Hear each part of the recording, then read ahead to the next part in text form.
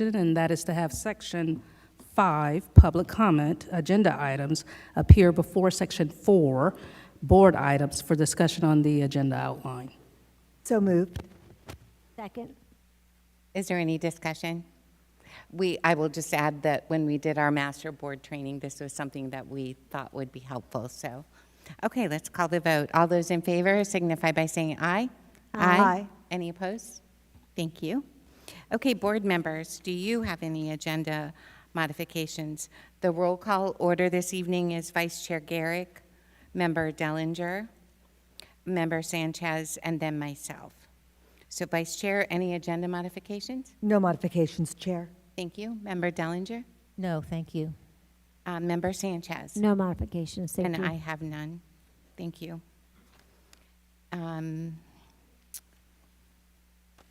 No items removed. Is there a motion to approve the agenda outline with the updates? So moved. Dr. excuse Dellinger me. first and Member Sanchez second. Any discussion? All those in favor signify by saying aye. Aye. Aye. Motion passes. Superintendent, do we have any presentations or recognitions? Yes, we do. We will start with the introduction of our Veteran of the Month, Miss Melissa Barnett, by Principal Robert Frasca. Thank you. Board members, will you join me?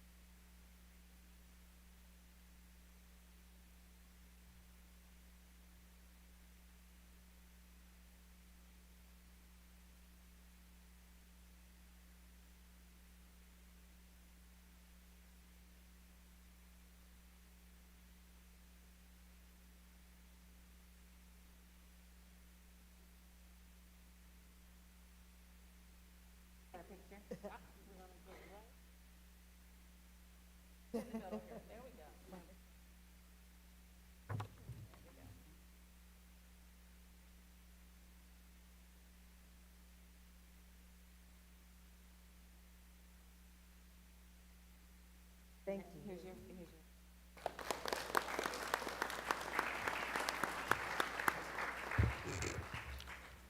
Good evening, Superintendent Beeman and board members. It is my honor to congratulate and introduce to you our Veteran of the Month, Sergeant Promotable Melissa Barnett.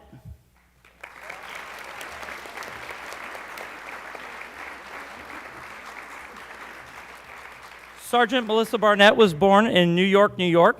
Right after graduating high school, she joined the U.S. Army as an automated logistics specialist.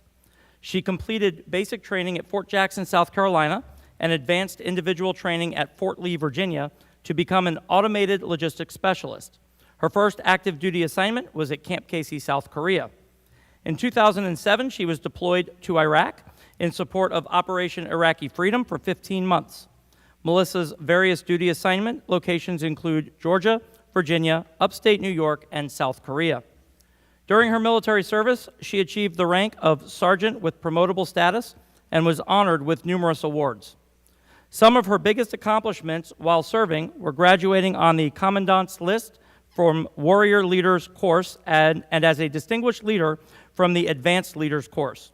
While serving as a non-commissioned officer in charge of a multi-class supply warehouse, she led her team in earning the coveted Chief of Staff Army Supply Excellence Award.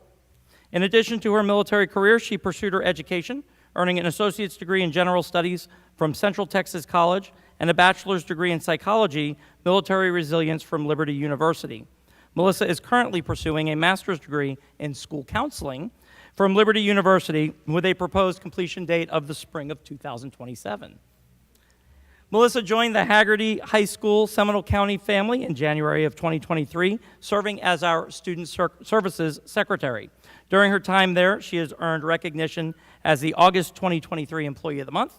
She also received the SCPS Spark Award in April of 2024.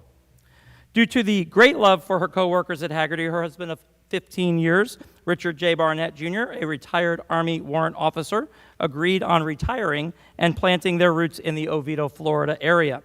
They have 5 children, Daniela, 16, Christian, 14, Giovanni 13, Isaiah 8, and Yesenia 5. Please join me in thanking Melissa for her service to our country and to the SCPS community.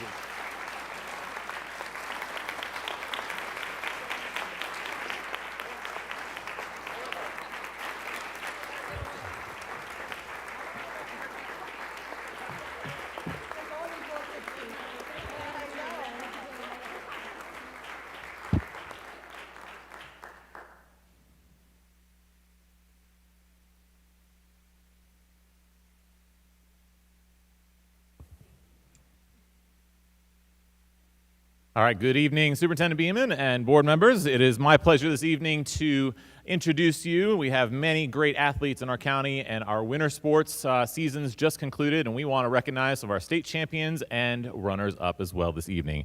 So to start this off, I'd like to recognize the 2A state champion for cheerleading extra-large tumbling team from Lake Mary High School.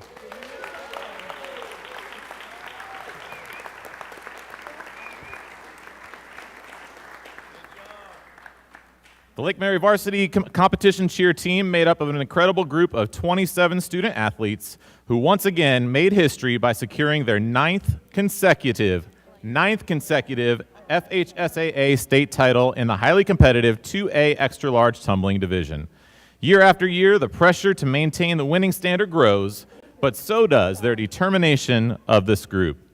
These athletes train with grit, they perform with passion, and rise to every challenge with unwavering focus.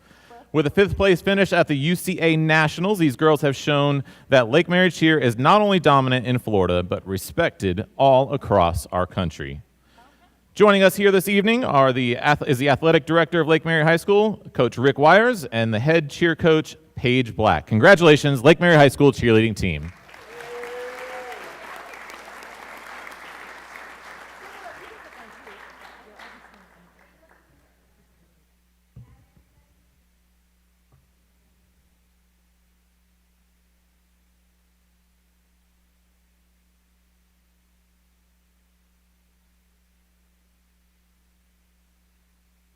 Congratulations.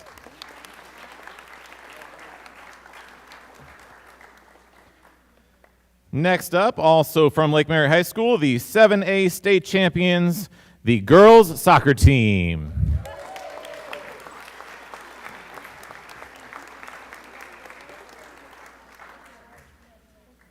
The Lake Mary girls soccer team finished the 24-25 season with an overall record of 19 wins, 3 losses, and 2 ties on their way to being crowned the conference, district, region, and state champions. This gritty team performed the best soccer of the season. In 7 playoff games, the team outscored their opponents 25-2, including 6 different shutouts. What a truly inspirational season, and we are proud to have, as I just mentioned earlier, the athletic director, Rick Wires, as well as their head coach for the girls soccer team, Mr. Christian Isley. Congratulations to the Lake Mary High School girls soccer team.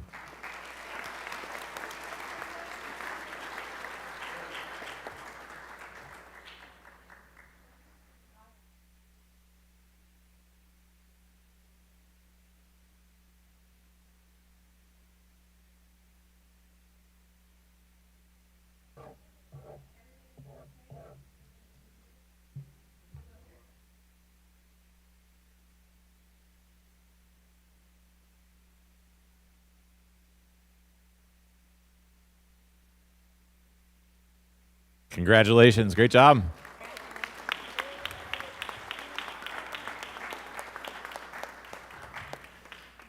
Next up, moving into the category of weightlifting, the individual state champion from Haggerty High School, Amaya Jamie.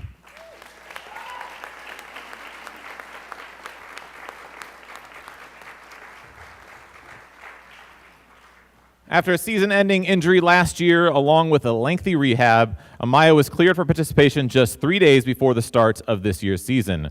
Her commitment and dedication culminated in a district and regional title, leading into the state championships. At the finals, she recorded a personal best and school record in the snatch at 120 pounds. Her final lift in the clean and jerk at 160 pounds proved to be the difference and solidified the state championship in the 110 weight class with a 260-pound total.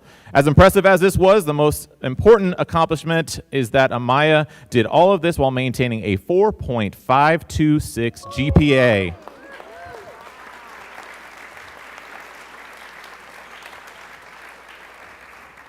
She is the ultimate example of what it means to be a Hagerty High School Husky. Joining us to celebrate this evening is head coach David Attaway, along with Mr. Frasca, principal of Hagerty High School. Congratulations, Amaya.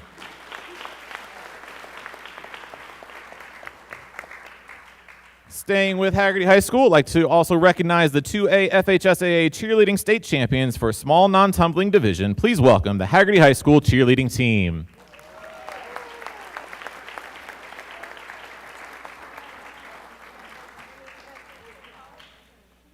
The Huskies encountered intense competition in the small non-tumbling division, with 3 top teams competing with boys giving them an edge.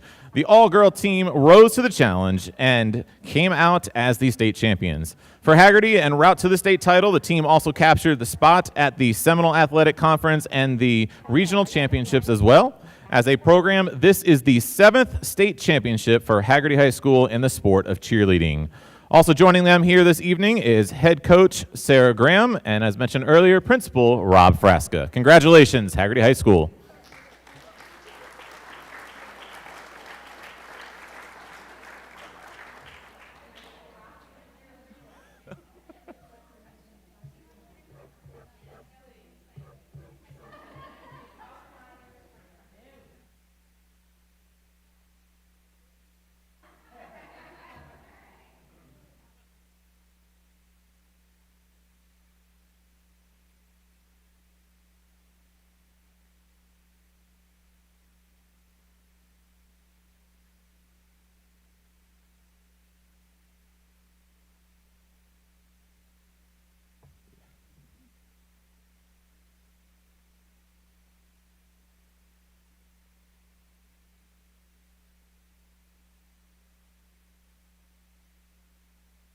Congratulations, Hagerty Cheer.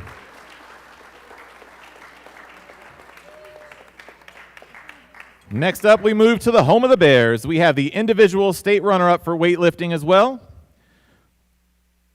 Oh, hold on a second. This is, yes, from Winter Springs High School, Ava Bell.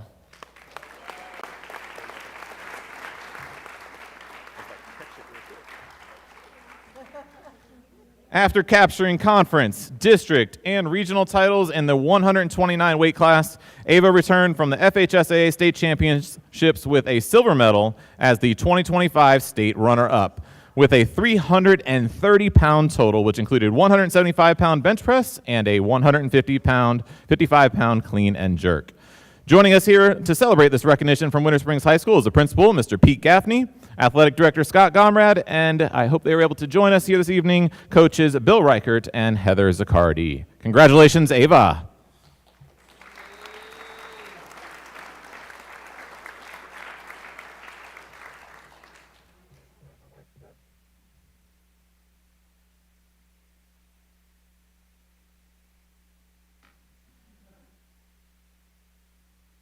Congratulations, Ava.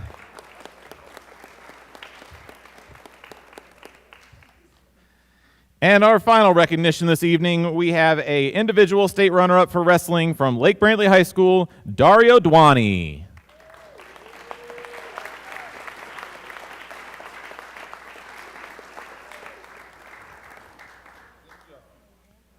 Dario was the 3A state runner-up in the 132-pound weight class. He was also a 2-time regional champion, 3-time conference champion, and 3-time district champion. He was also the Wrestler of the Year for the Seminole Athletic Conference. Joining us here this evening to recognize Dario is the head coach, Jason Jesse, and the principal of Lake Brantley High School, Mr. Brian Blazewitz. Congratulations, Dario.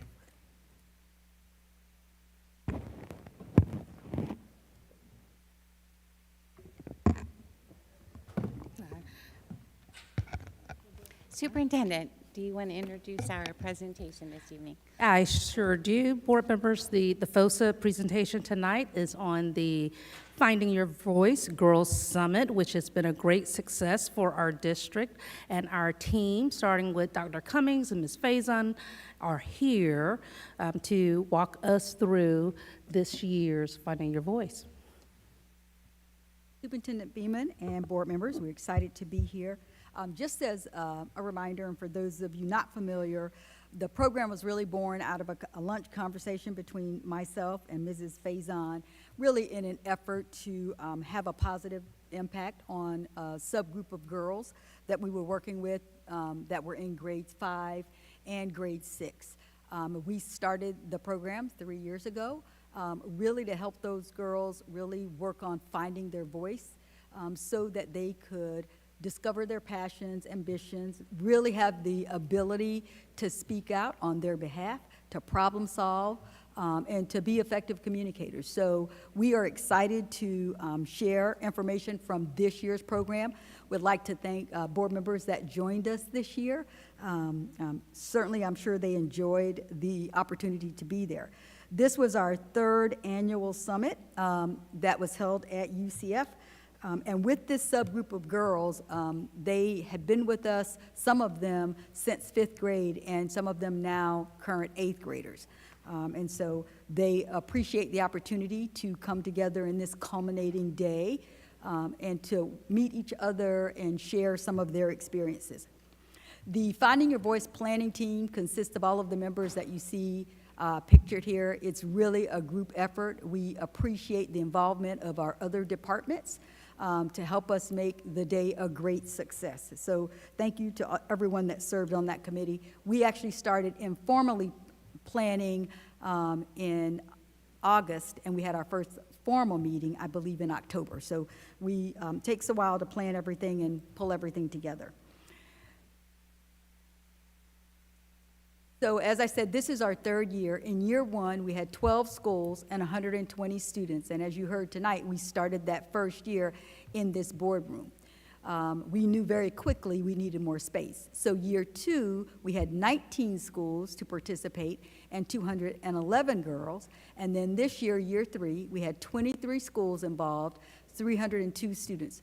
Those schools that are listed in black lettering were the schools that were added this year. So those were our new schools, along with all of the schools that were originally included returning. So our goal is to continue to add more girls and to need more space at UCF.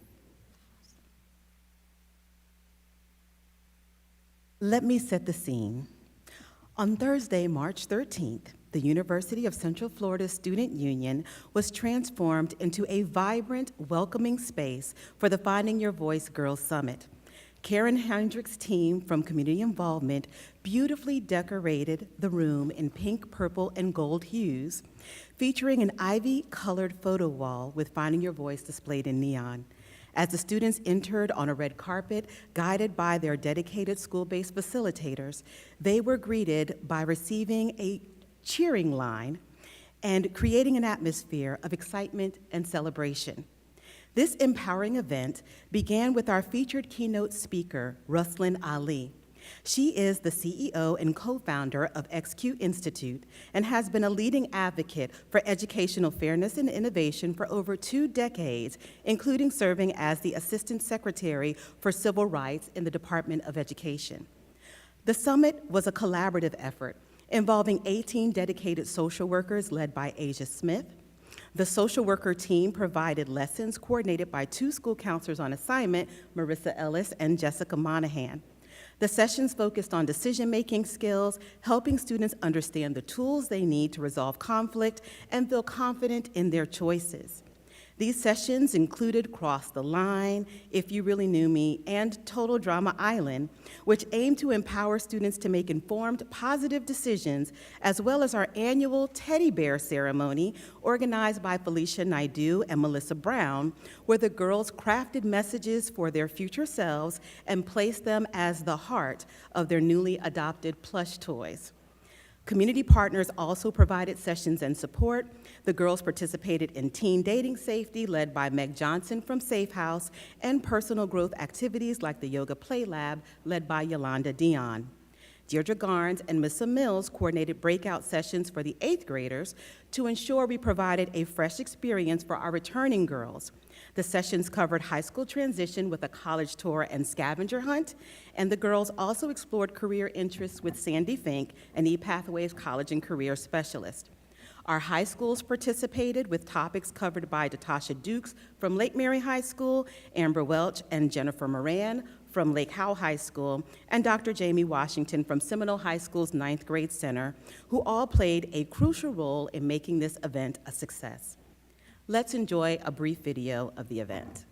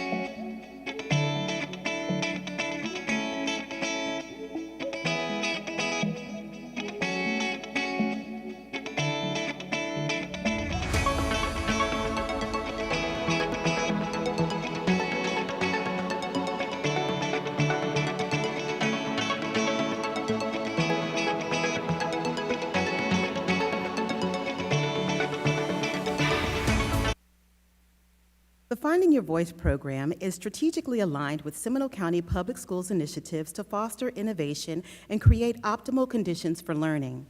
Under System Initiative C, the program supports innovation for college careers and citizenship by allowing school counselors to provide direct support. Through workshops and activities, counselors engage with students, helping them develop essential skills for their future.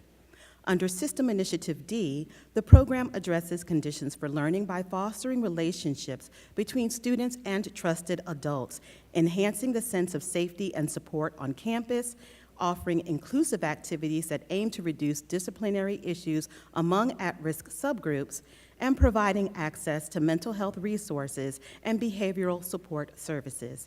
This ensures that students receive vital assistance to foster well-being.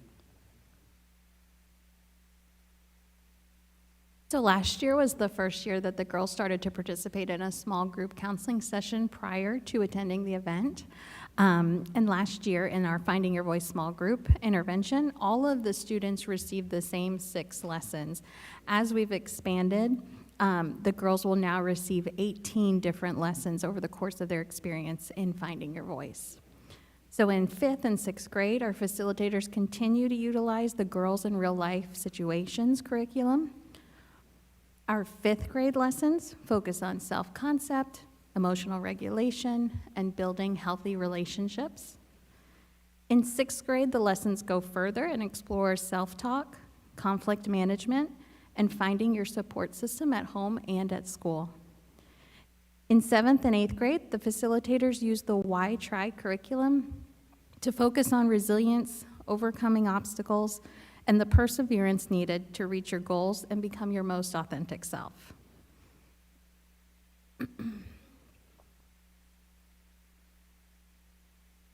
And this slide really highlights the truly collaborative nature of finding your voice. Across the district, school counselors, social workers, behavior interventionists, teachers, and administrators all bring their unique skill sets together to help facilitate these groups. The variety of facilitators in Finding Your Voice represents the wide range of adults on our campus who are available to support student achievement and success. This is a list of all of our facilitators across the district.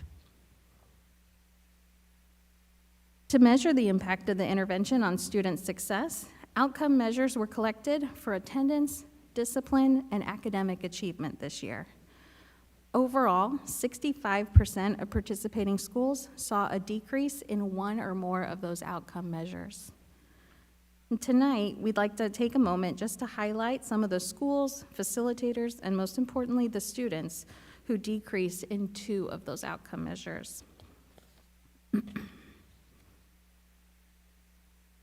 our first group was at Altamont Elementary. Their Finding Your Voice small group was led by school counselor Regina Marina, who saw a 50% decrease in the number of referrals from Q1 to Q3 in her group, and a 50% decrease in the numbers of D's and F's in ELA and math from Q1 to Q3.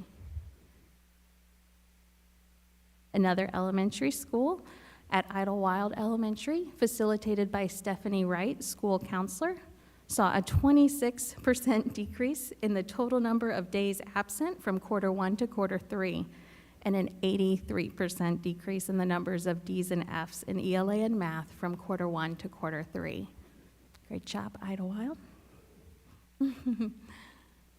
Again, at Midway Elementary, our Finding Your Voice small group, led by school counselor Peyton Reichert, saw a 100% decrease in the total number of referrals from Q1 to Q3, and a 75% decrease in the number of D's and F's in ELA and math from Q1 to Q3. We also saw some success in our middle schools. At Tuscaloosa Middle, the Finding Your Voice group, led by school counselors Vanessa Hernandez and Shakira Barrett, saw a 75% decrease in the total number of referrals from Q1 to Q3, and a 15% decrease in the total number of days absent from Q1 to Q3. And then at Rock Lake Middle School, the Finding Your Voice group, led by school counselors Tara Caesar and Alicia Kimball, saw an 80% decrease in the total number of referrals from Q1 to Q3, and a 29% decrease in the total number of days absent from Q1 to Q3. So we also surveyed the young ladies who participate in the groups to capture their perceptions regarding the impact of the small group counseling sessions on their connections with their peers, the staff, and their own personal growth. And you all can see the respondents from the young ladies. 96% of them reported learning valuable lessons as a result of the small group sessions. 87% reported feeling more connected to their peers as a result of small group. And 89% of the girls reported having a trusted adult on campus as a result of the small group. And so from the feedback that we're getting from these young ladies, we know that we're having the attendant effect of these counseling sessions and the cumulative Girls Summit at the end of the year. If you look at the word cloud that is represented on this slide, it is a collection of responses to the following question that was posed to the young ladies. What is the most important thing that you learned in Finding Your Voice small group? And to see that the girls realize that they are not alone, and that it's okay to be vulnerable, and that it's okay to be kind, and that their voice matters. So we're having the outcomes that we we hope to have as a result of this initiative. Lastly, we would like to thank all of our supporters. Our young ladies are able to participate in this initiative at zero cost to them, and it's because of the team here at Seminole County Public Schools in these departments really prioritizing this initiative in their budgets. We start with a zero budget at the beginning of the year, and we pull off this amazing, fantastic event. So I wanted to publicly thank our ePathways Department, Dr. Shangar Harrell, Dr. Nicola Williams for their support, the Community Involvement Office, Karen Heinrichs and her team did an amazing job. It was really a beautiful event, and also her management of our volunteers. We had 25 volunteers that were there between 7 a.m. until 5 p.m., so it's a long day. So thank you to our volunteers who have been coming every year to support this initiative. Also, Catherine Cernkovich in the Communications Office for the beautiful signage that we had, and she also purchased these beautiful Finding Your Voice bracelets that the girls were able to take as a keepsake. Dr. Cody from the Office of the Deputy Superintendent for sponsoring lunch, and Mike Rice, the Assistant Superintendent of High Schools, for sponsoring our teddy bear ceremony time capsule, and he's been supporting that every year. And I would also like to thank Don Bonts and the wellness team for sponsoring our t-shirts every year. I'd also like to thank the ladies of the Sanford Alumni Chapter of Delta Sigma Theta Incorporated. They have been volunteers since our first year and also financial sponsors. So I really appreciate their commitment to this event. And also HCA Florida Healthcare joined us this year as a sponsor because it is a long day for the young ladies, so we were able to provide them with a healthy snack after session 4. So specifically the Lake Monroe Hospital and the Oviedo Medical Center, thank you for your sponsorship. Board members, do you have any questions or comments? Vice Chair Gary, you're first. My first comment is, thank you very much for inviting us. I've had the honor of being there since the beginning. It's been great to watch the evolution of this vision of yours. I know I was like, hey, if there's an extra t-shirt and you hooked us up, I appreciate that. But I'll tell you why I love a good pink t-shirt. Earlier that morning, I was at a Breakfast with a Buddy event at Midway Elementary, and there were some young ladies, and I was wearing the shirt, and they were wearing their shirts. And they're like, oh, you're going to be there too? I said, oh, yeah. So we met up at the girls' retreat, and so I'm beginning to foster a relationship, and I know that relationships are the key to success for all of our students. So I appreciate being part of that, and that's thanks to you and your generosity. I did have a question. I noticed that some of the metrics that were shared were different from different schools. I was just wondering if those were selected because those guidance counselors were particularly interested in seeing changes. For instance, some were on grades and some were on attendance. So there were 3 measures that we measured. It was attendance, discipline, and an academic achievement measure. Okay. So the ones highlighted hit 2 out of the 3. Okay. So some of them were attendance and behavior, some were achievement and attendance, but they hit 2 out of the 3. Those were our 5 schools that were able to accomplish that. Well, thank you. Thank you for giving me a little bit Yeah. of insight. Member Dallinger, comments? Well, I just want to say it was a lot of fun. I really enjoyed it, and I was in a small group, Drama Island, I think it was. That was pretty interesting, and reminded me of my middle school years. But anyway, just thank you for inviting us and including us, and keep on doing it, because it was fantastic. Member Sanchez?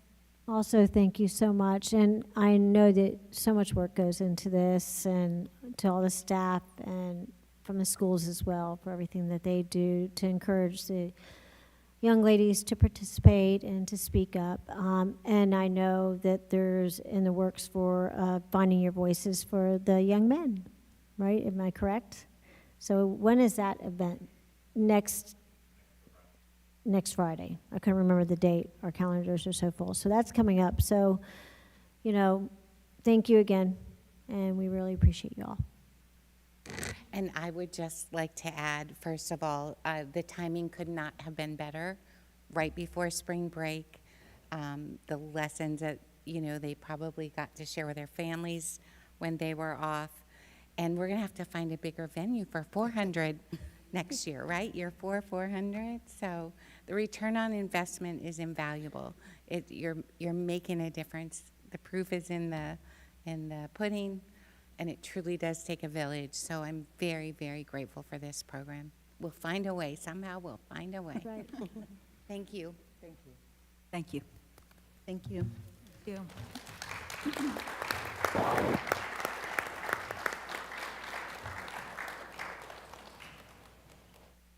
Okay, Vice Chair, we made the agenda modification, so if you could read the public comment section, please. Certainly, Chair. The purpose of the public participation segments of the board meeting is to allow the public to address matters within the board's jurisdiction and not to resolve individual grievances or disputes. Public comments related to education, the board agenda, and the district are welcome and encouraged, but public comment segments are not forums to engage in personal attacks against school system employees or board members.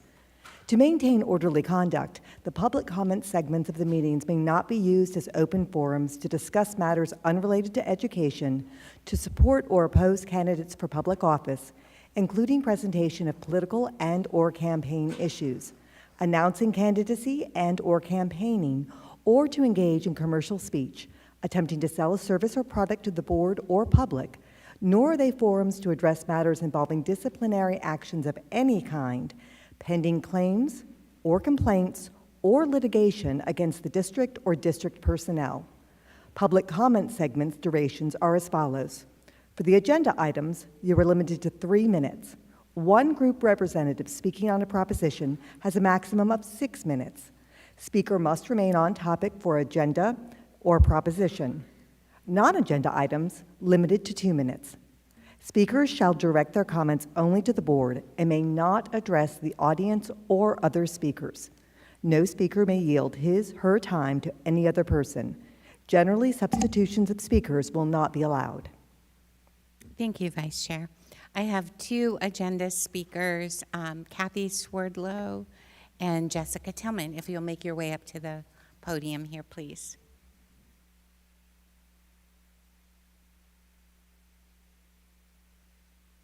Good evening. You can move that down.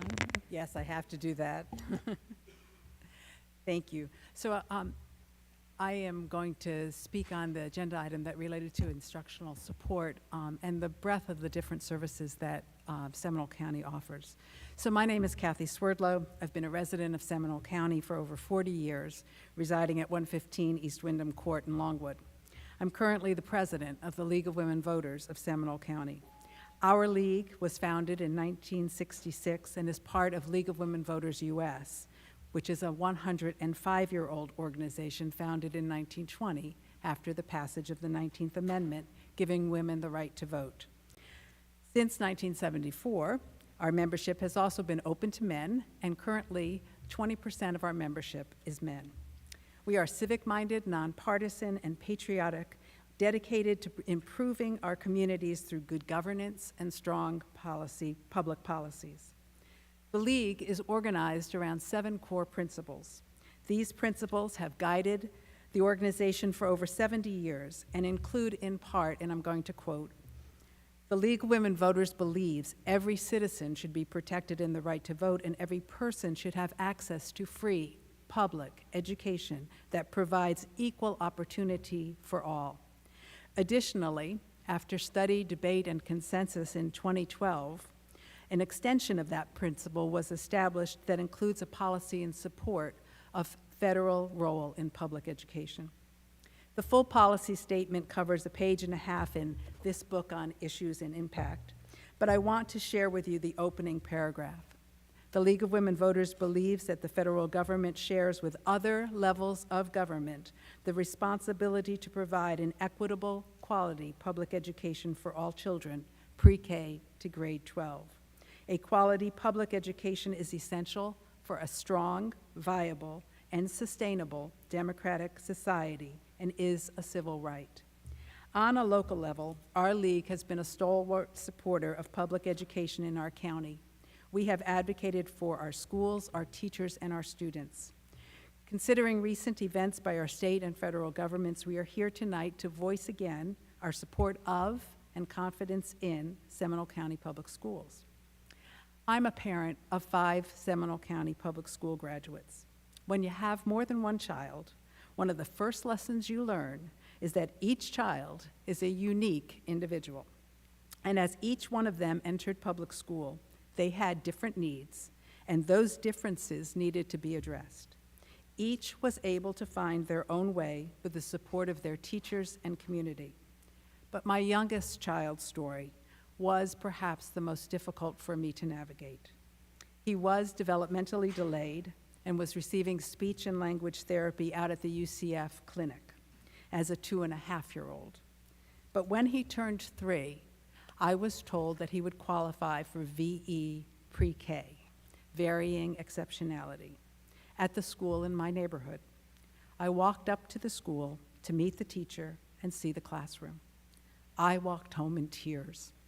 I couldn't believe that this was what he needed, but it was. He got extensive speech, language therapy, and occupational therapy. He had an early October birthday and the benefit of extra time before starting kindergarten. And he had the most amazing teacher. I refer to him as the poster child for early intervention because he caught up with himself and entered a regular kindergarten class. Not only that, but 12 years later, he stood in this very room as a National Merit Scholar and the salutatorian at Lake Brantley High School. Our schools deserve our support, not because they are perfect, but because they strive to meet the needs of every student in our county. I ask that you join me as the League proudly stands with you, our educators, as we defend public schools from the attempts to defund and corrupt the public education process that is absolutely vital for our students, our community, our state, and our nation. Thank you for your time. Thank you so very much. Order, please. Order. Order, please. Allow the next speaker to come up. Thank you. Tillman, thank you. Good Welcome. evening. My name is Jessica Tillman. I am a Seminole County resident, and I just wanted to point out a couple of agenda items. The request to go to a training in California, I'm a little concerned about that. How are we involving this training program to better the education of our students?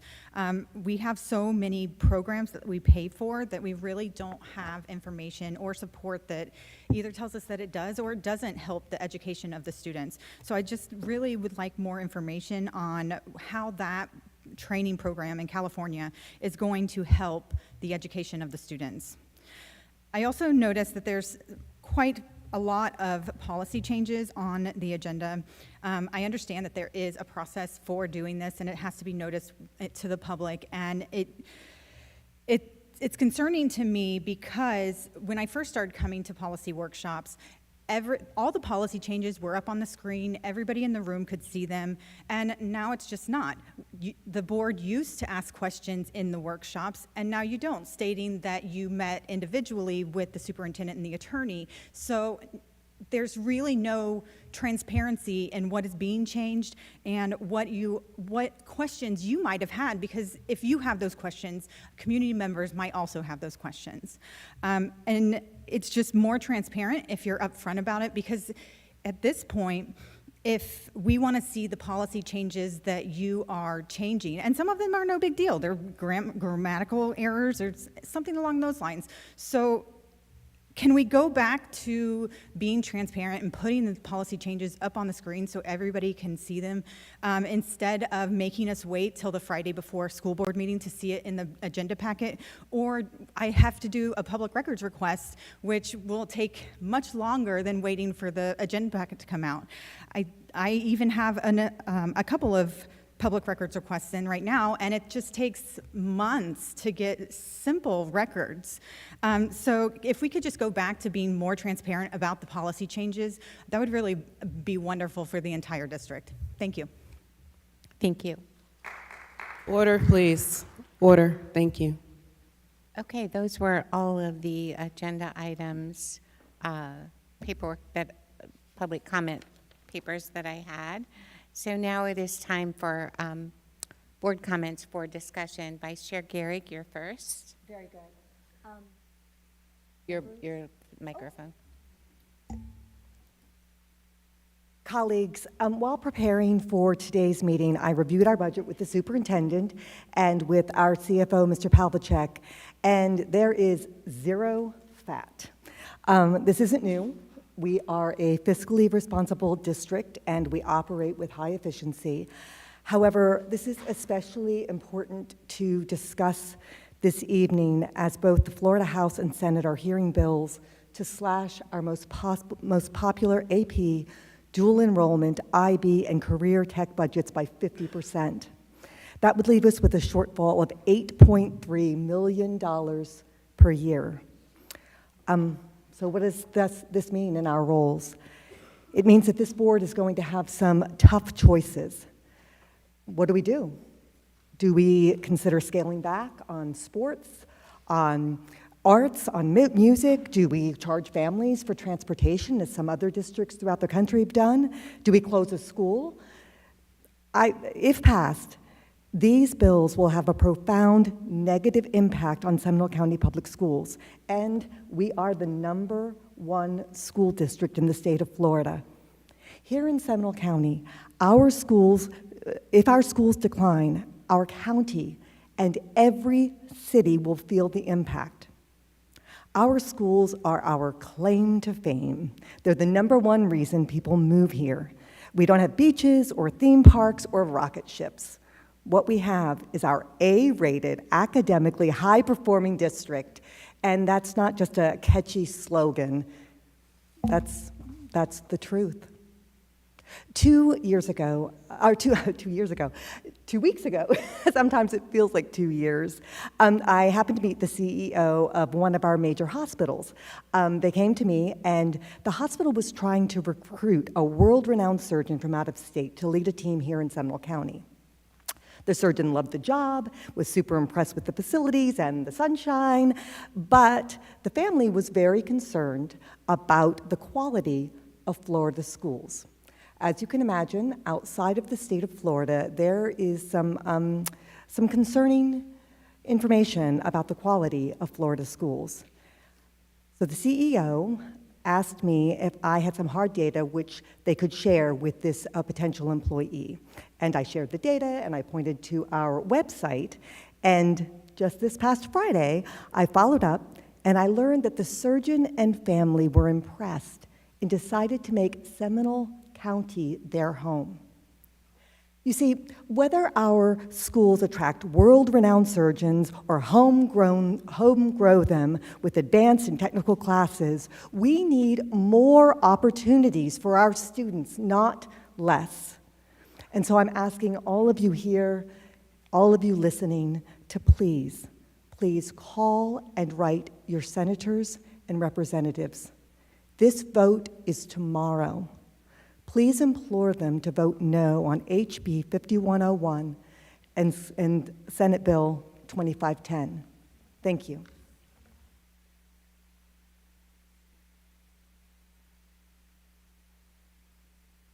Thank you.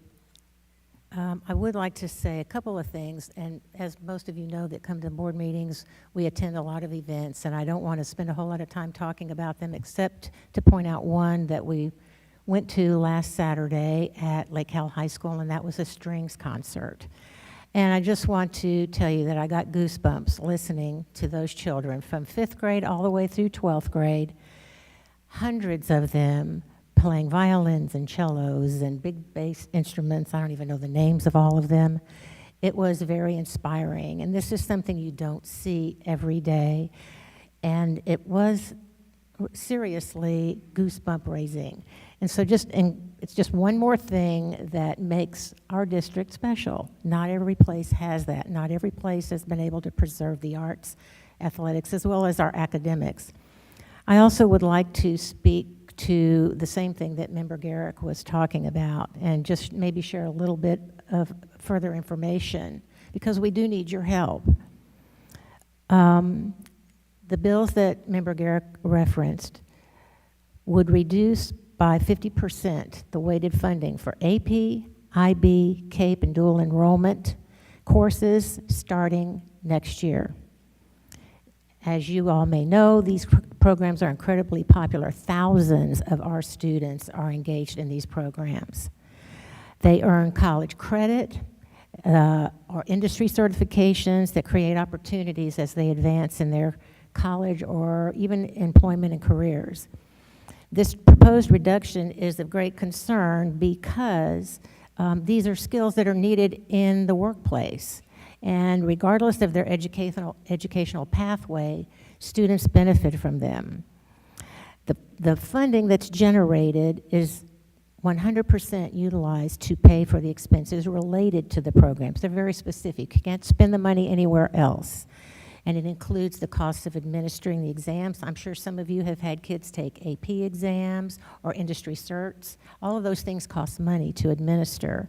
So we pay for that, we pay for the materials, we pay for professional development for teachers, equipment such as computers, or even something like a welding machine, you know, which I happened to get to try out at Lyman High School, and I can tell you that was pretty amazing. So it's important, and also provides for teacher compensation. We have highly skilled teachers working in these courses, and believe me, people are out to recruit them, and we want to be able to keep them.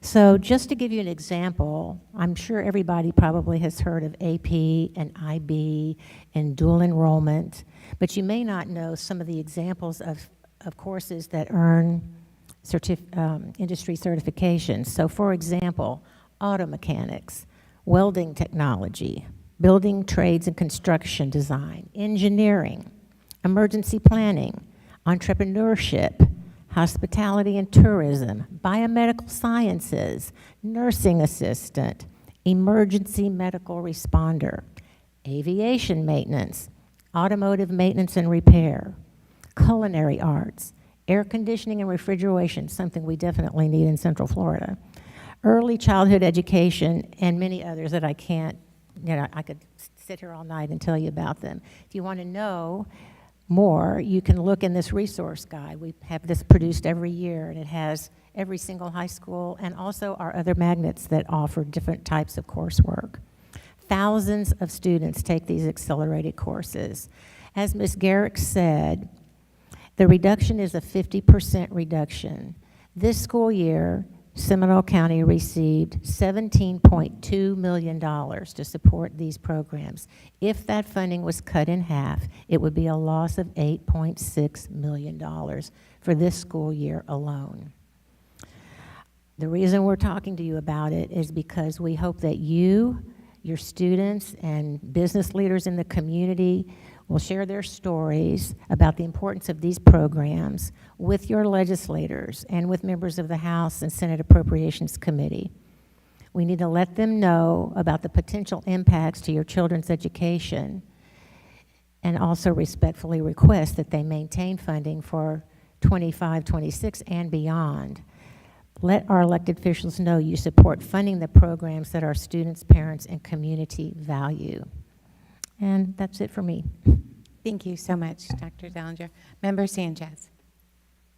So along the same similar lines, and I don't want to repeat everything that they just said, Dr. Dellinger and I had an opportunity to be up at Tallahassee, and I serve on the legislative committee for the Florida School Board Association. So I meet on a weekly basis, and if any time that you would like to listen to the recording of our conversation, it is public record, and I'd be more than happy to share it with you. Also, I have been blessed to have an amazing college student that helps me, Haley Donahue, wherever you are. I know you're out there. Raise your hand. Back there, who has done some short summaries of all the different bills, and layman's term for all of us to understand.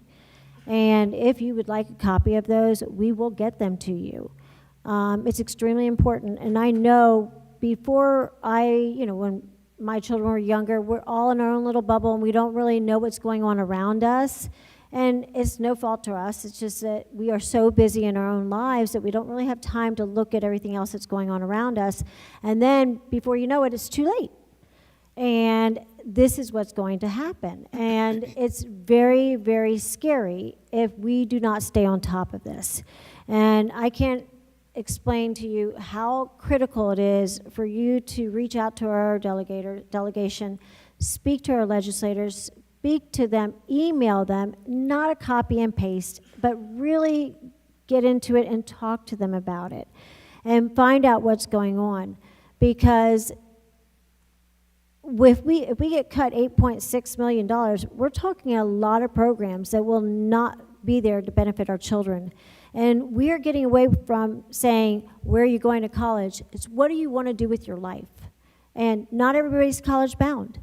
Everybody has a different path, and that's what we have built here. And we have built a very strong programs here in our county with our own plane, our own helicopter, where aviation mechanics can take place, all the different programs that are beneficial for our students to be industry certified, ready to go into the workforce immediately.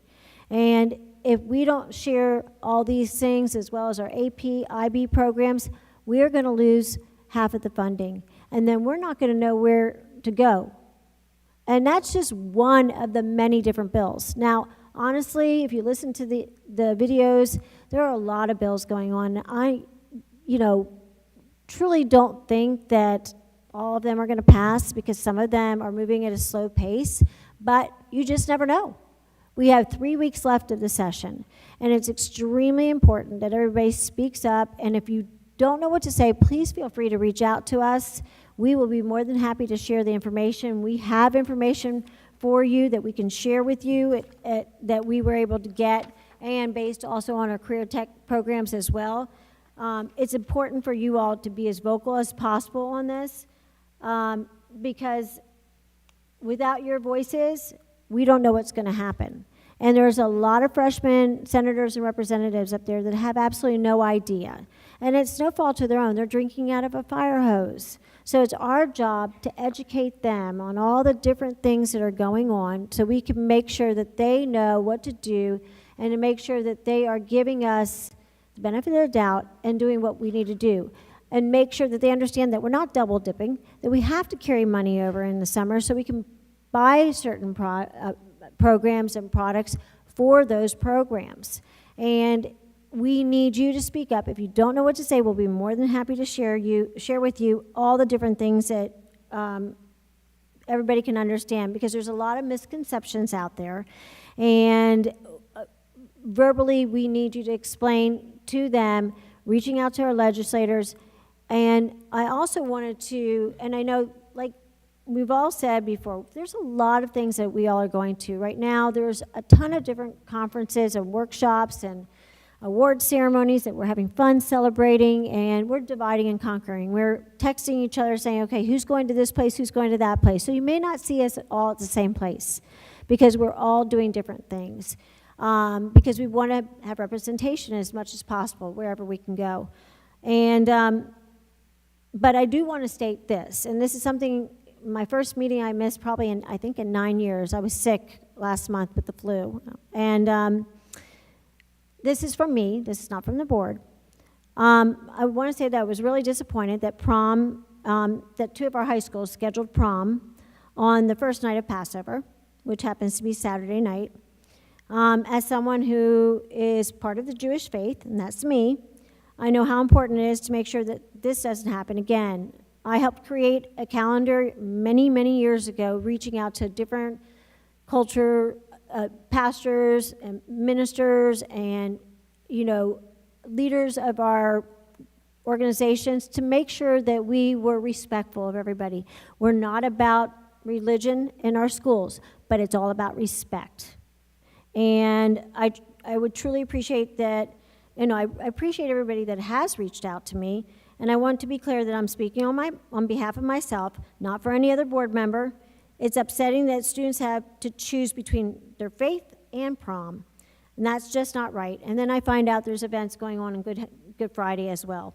We teach our children that when we make mistakes, we own up to them. We apologize, and we learn from them. This is no different. This was a mistake, and I'm truly sorry. Now that it's our responsibility to do better and move forward and make sure it doesn't happen again. When I was elected, like I said, I helped create the calendar committee to ensure that we were being mindful of all religious and cultural observances, and we worked together with different religious leaders to be inclusive and respectful as possible. Moving forward, I want to make sure that our committee is working with all stakeholders so that this doesn't happen again. And now I do know that things will happen, but going to somebody else's prom is not a solution because you want to be with your friends. I appreciate your understanding, and I promise I will do everything I can to prevent this from happening again, because I don't want to see this happening again in the future. And I'm not going to speak on behalf of anything else except that this is a very busy month with Autism Awareness Month, Child Prevention Month. We have over 4,000 students that we know of that are abused. That's of what we know. There are speak out hotlines. There is a 211 number, which has more resources. There's a 98 suicide prevention hotline 24/7. When in doubt, you don't know, reach out to these numbers. They're anonymous. If you know something's going on, please speak up and call these numbers because our children need us. Thank you. Thank you. I have two events that I want to speak about. One was the National Merit Recognition, where we had the highest number of students recognized, over 170. I think there were 190 total. This doesn't happen without phenomenal teachers, without the rigor of difficult classes.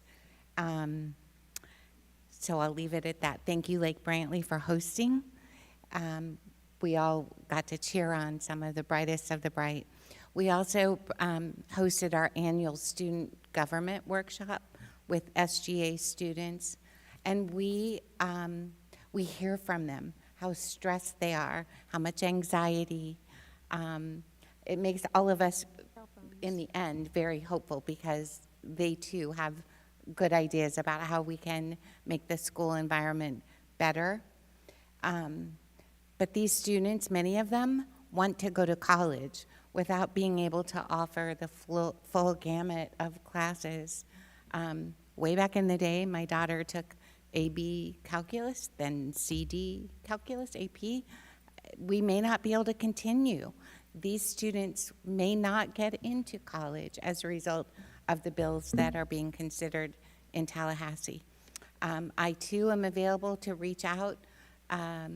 It feels like education is being attacked from both the federal government and the state government, and we're just swimming as hard as we can to plan accordingly because we all want the best for our students and opportunities for all. Thank you. Okay, with that, we're moving on to the consent agenda. Superintendent, do you have a recommendation? Yes, I do, that the consent agenda be approved as presented. Thank you. Is there a motion to approve? So moved. And a second? Dr. Dellinger, any discussion about the consent agenda? All those in favor, please signify by saying aye. Aye. Aye. Aye. Any opposed? The motion passes. Okay, thank you. There was a committee assignment, purchasing that I want to call out. And when I looked, Jill provided me the sheet, and I think that you are the next one, if you're willing to serve on that.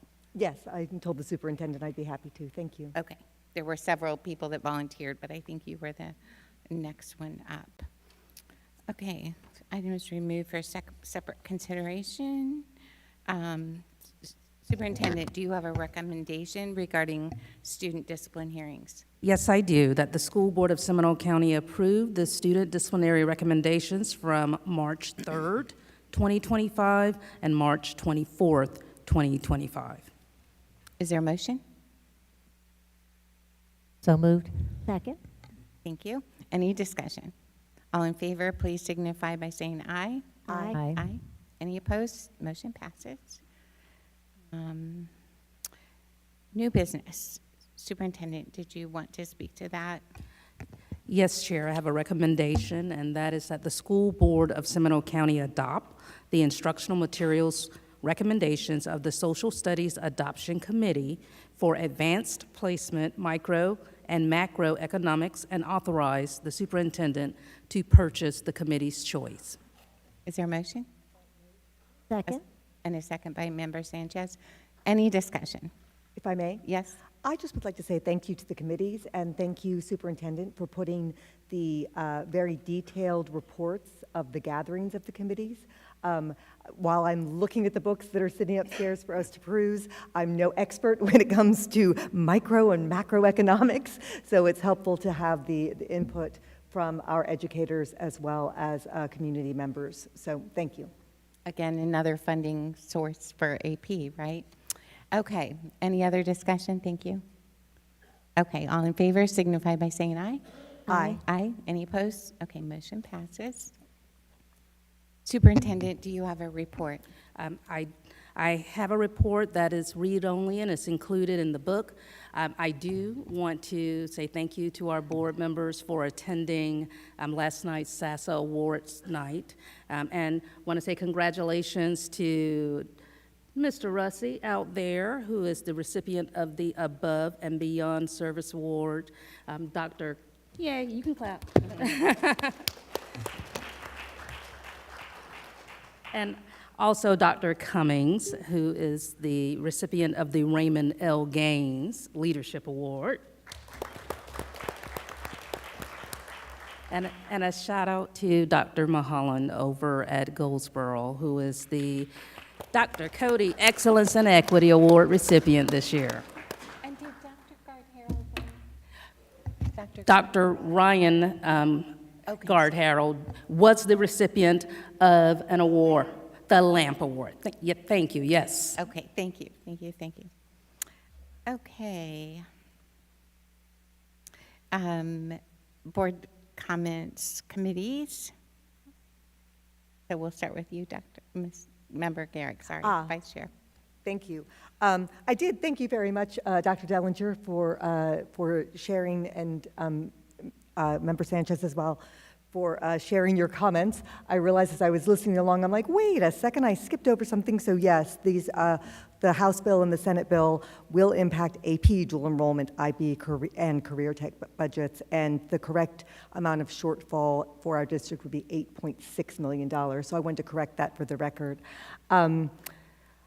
My committee meetings, I was able to attend both the Midway Coalition and the Boys and Girls Club West Side, where Commissioner Wiggins did his monthly meeting.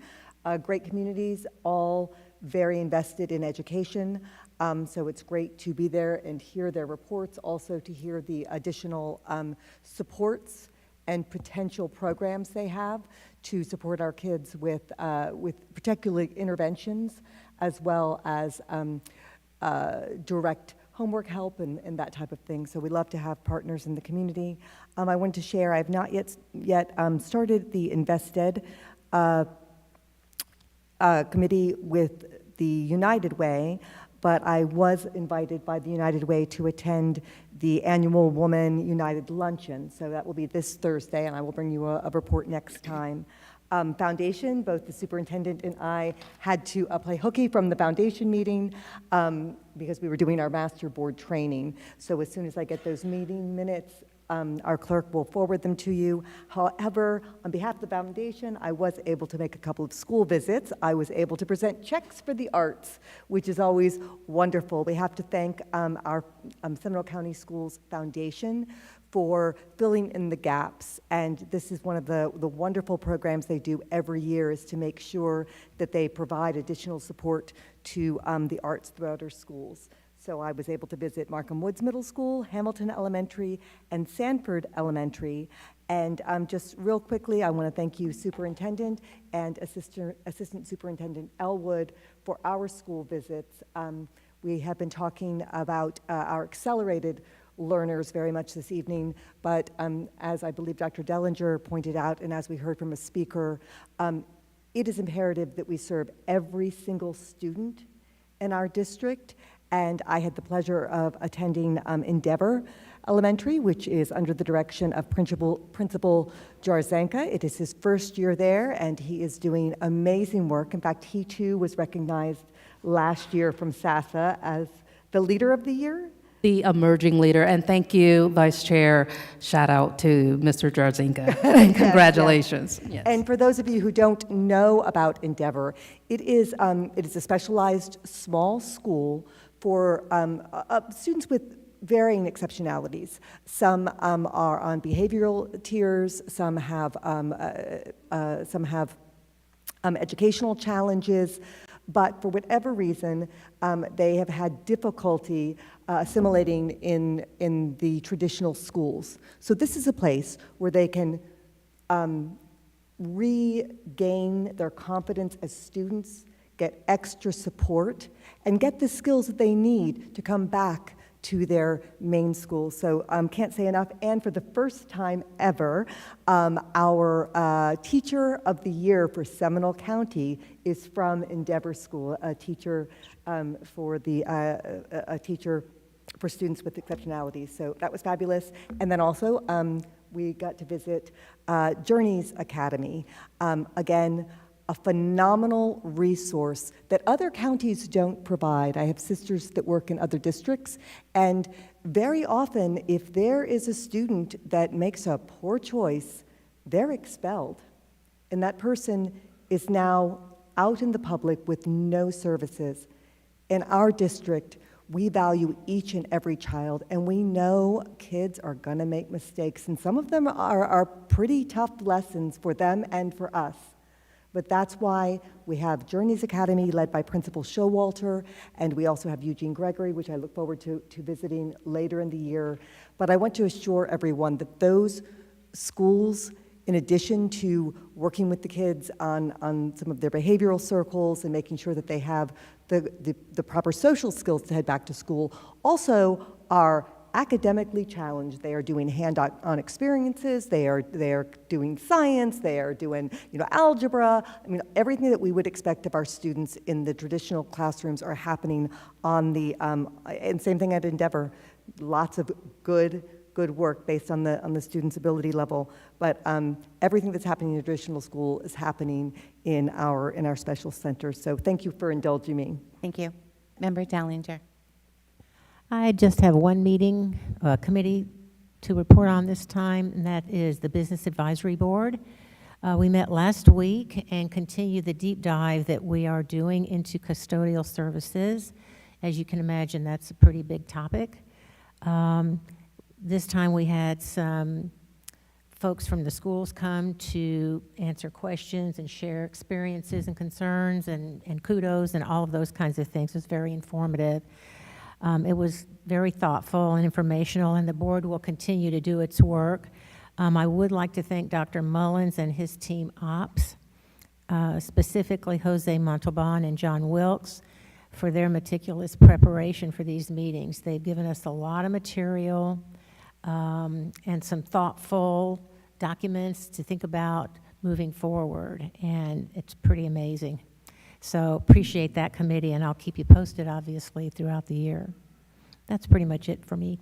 Thank you. Member Sanchez, committee reports.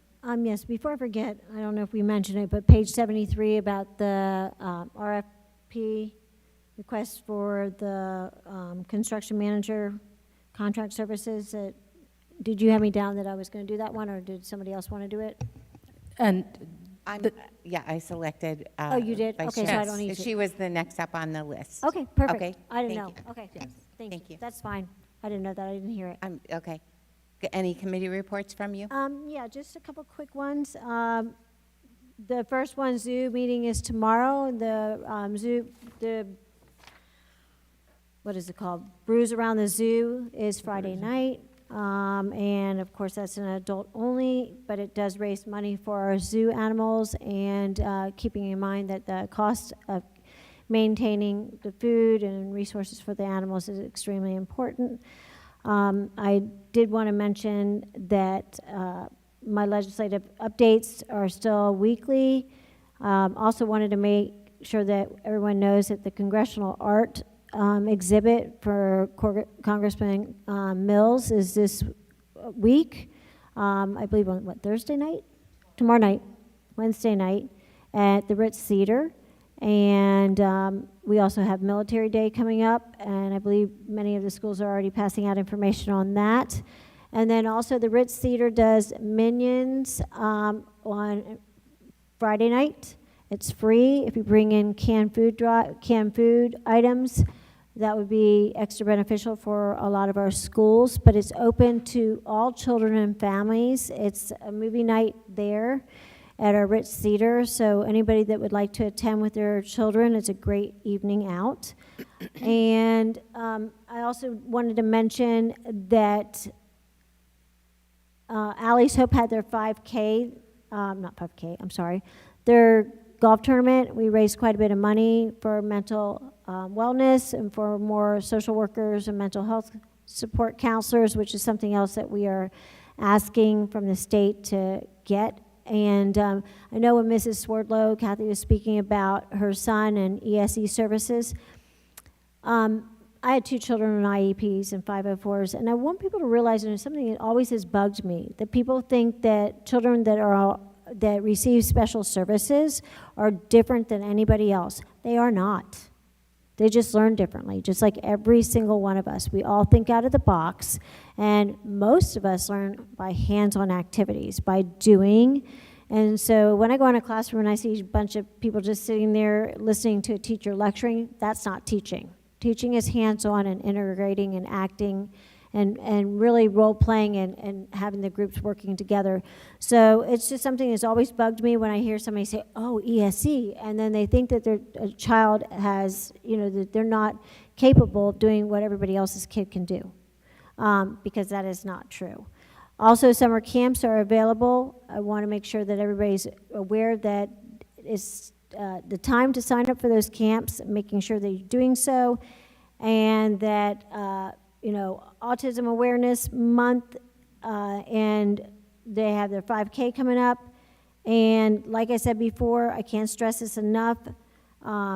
Please reach out to those hotlines. Latinos in Action, thank you for everything that you guys are doing and all the speaking that you guys did in Tallahassee, as well as all the wonderful awards that you all just won. I was trying to look for it, many, but I couldn't find all the different awards. But I know you all, Seminole County, rocked the house in Central Florida and beyond, so thank you.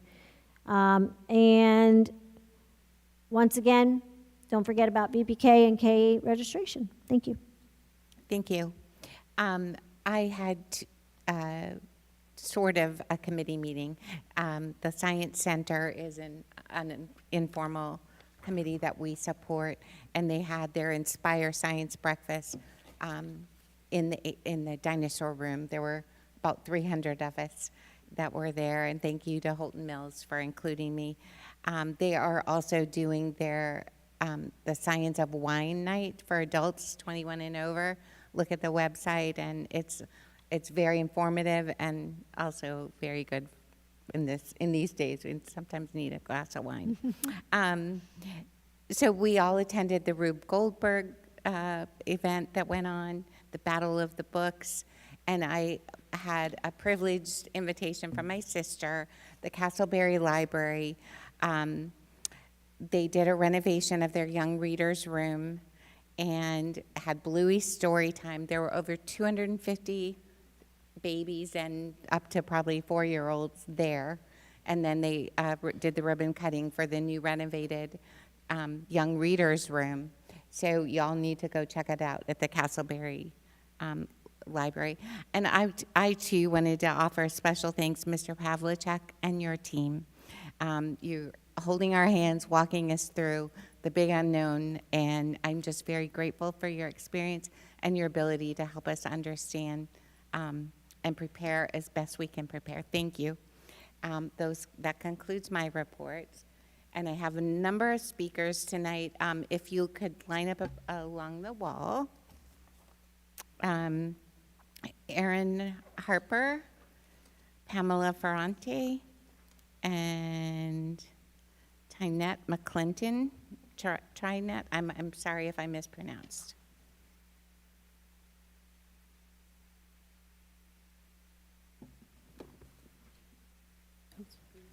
I'm sorry, who was first? Erin Harper, please. Thank you. Thank you. Good evening. Good evening, school board members, Chair Ms. Kraus, and Superintendent Ms. Beeman. My name is Erin Harper. I live in Longwood. I'm speaking tonight as a former graduate of SCPS, a former educator of SCPS, and as a parent of a child who attends Seminole County Public Schools. Seminole County Public Schools influenced my life positively in many ways. As a student, I was inspired by my fabulous teachers to become an educator. Years later, I became an SCPS math teacher and cheer coach at my alma mater. Working with students each day brought tremendous joy to my life. I feel lucky I was able to be part of the amazing staff. These individuals dedicate their lives to making sure all students have the tools available to succeed. The idea that the Department of Education could be eliminated concerns me greatly. Our district has many students who need these programs and funds to assist them in their educational journey. As a dean years ago, I worked very closely with students with disabilities, some very severe.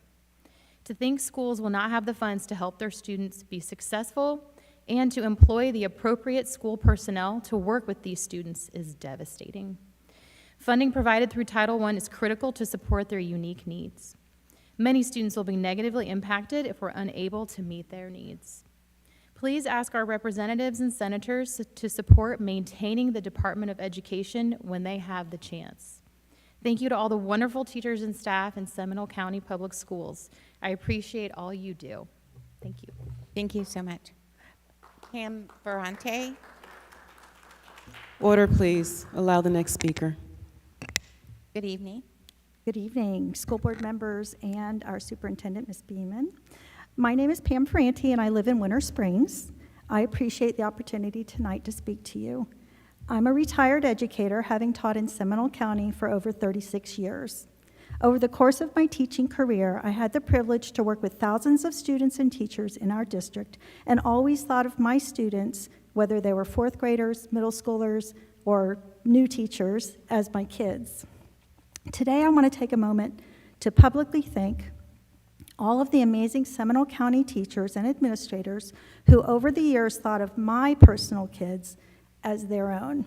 I have 4, by the way. These dedicated public servants helped my children grow into the wonderful humans they are today. They created safe places in their classrooms for growth and empowered exploration. Thank you to Ms. Fallon for helping all 4 of my children love learning and value collaboration with others. Thank you to Ms. Maragula for seeing beyond Jenny's learning disability and acknowledging her talent and passion for chemistry. She's now pursuing a PhD in chemistry, in part because of the support from Ms. Maragula all those years ago. Thank you to Coach Vaughn for teaching Matthew the importance of teamwork and leadership, skills he uses today in his law enforcement career. Thank you to Ms. Register for helping Amy believe in herself and her own ability to succeed. Today, she nurses the sickest of children in Arnold Palmer's pediatric cardiology unit. Thank you to Mr. Roby, whose support and encouragement led to Deanna's National Merit Scholarship and a full ride at UCF, preparing her to be an outstanding educator herself. And thank you to Dr. Dillinger, who is my principal for many years, always encouraged me to advocate for my kids, my personal children, and my students.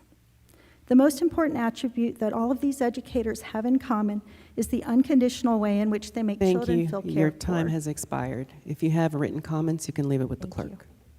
Thank you. Order, please. Order. I'm sorry if I mispronounce your name. Is it Trinetta? It's Trinetta. I'm quite used to it. It's Thank you. okay. Welcome. Thank you. And good evening to everyone. Good evening.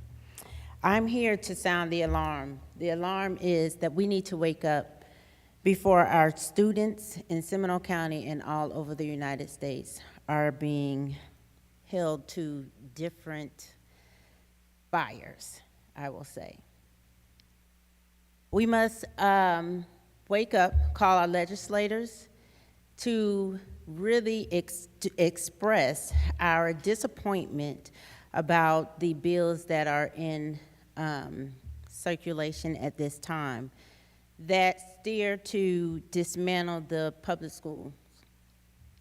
Why is this important? This is important because I feel that it will negatively impact the educational system and its equity. This will disappropriately affect schools in underserved and marginalized communities. The taking over of these schools and the educational system often reduces local input, which can lead to decisions that don't reflect the priorities or the challenges of our communities. We also need to be in arms about these bills because they will also worsen the inequalities and the centralization and control that could be exacerbated in our systems. What does this mean? Our decisions about funding, curriculum, staffing decisions will be made without consideration of the specific needs of our communities. We also need to be alert and to speak out about the support for all of our students with diversity, in diversity. Cutting diversity out of our schools means cutting our students out of their own lives, their history. Thank you. Please Your speak time out. has expired. If you have written comments, you may leave them with the clerk. Thank you very much. Order, please. Order, ladies and gentlemen. Jamie Davis, followed by Jessica Jenkins, followed by Deborah Donahue.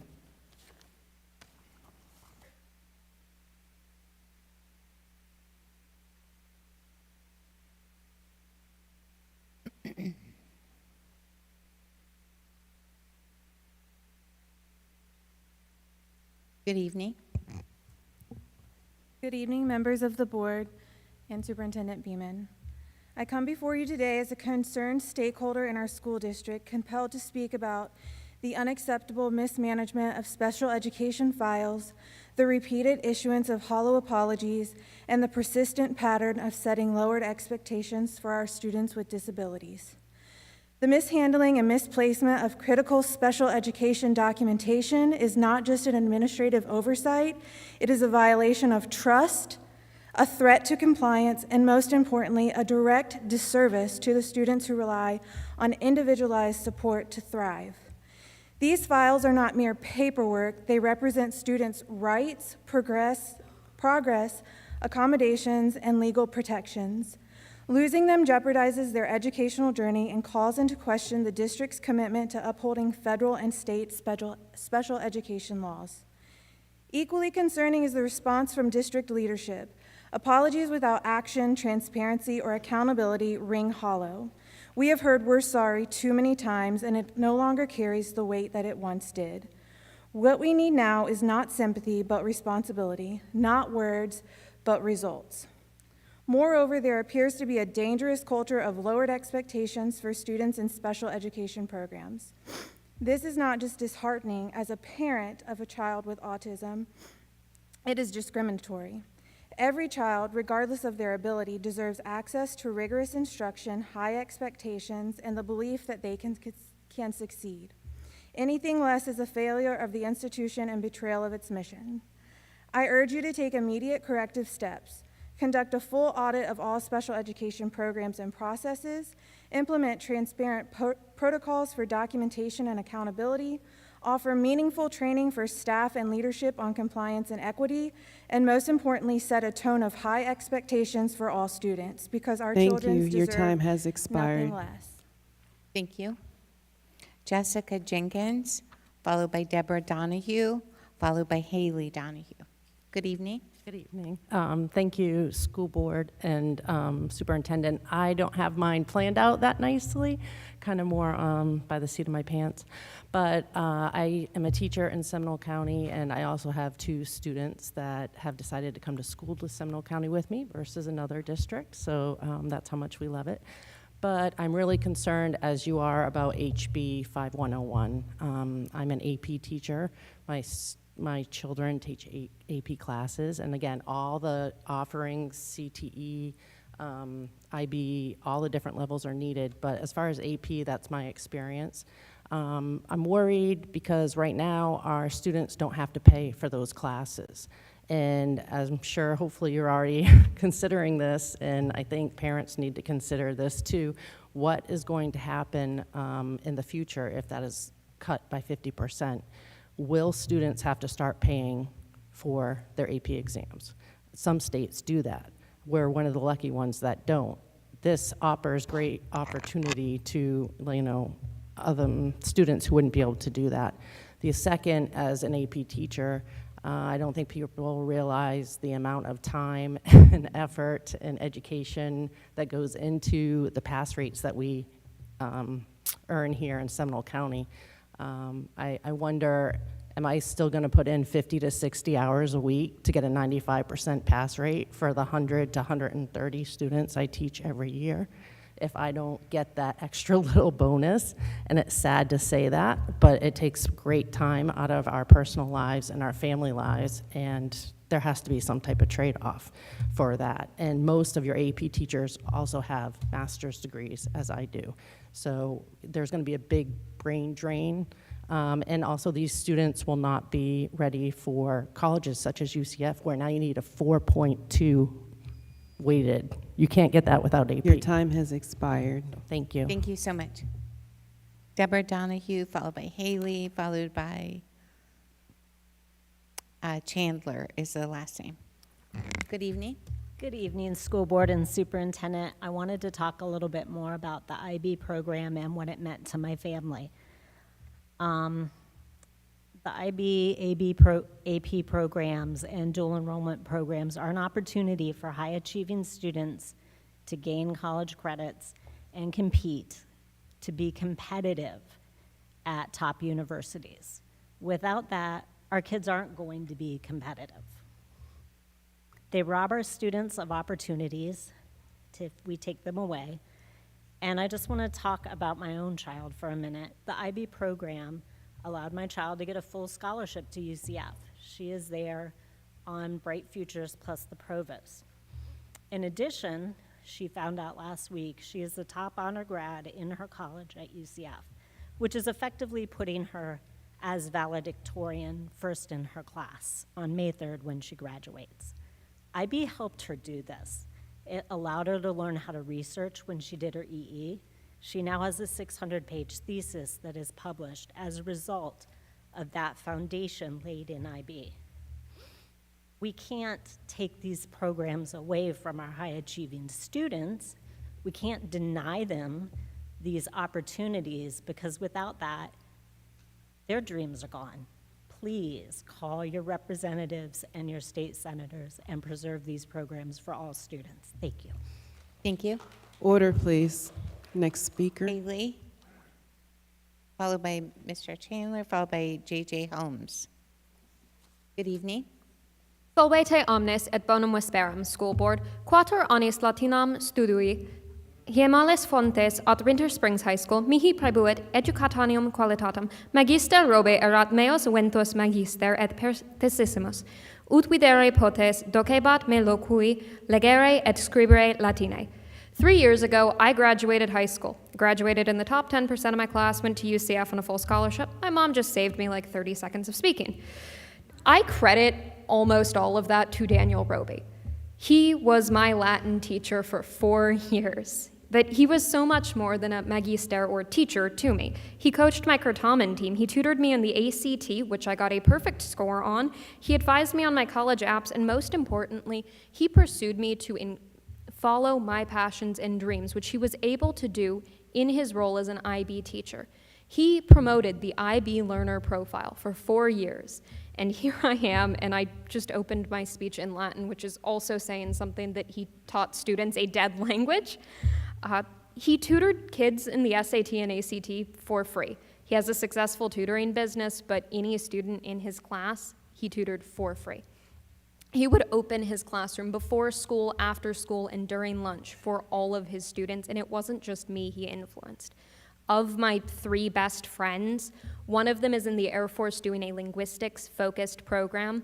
One of them is a game designer that is doing a project based on Greek mythology, and one of them went into architecture because of his interest in Roman architecture. All of that came from Roby's IB or AP Latin classes. He listened to me. He listened to all of us, and that was so important.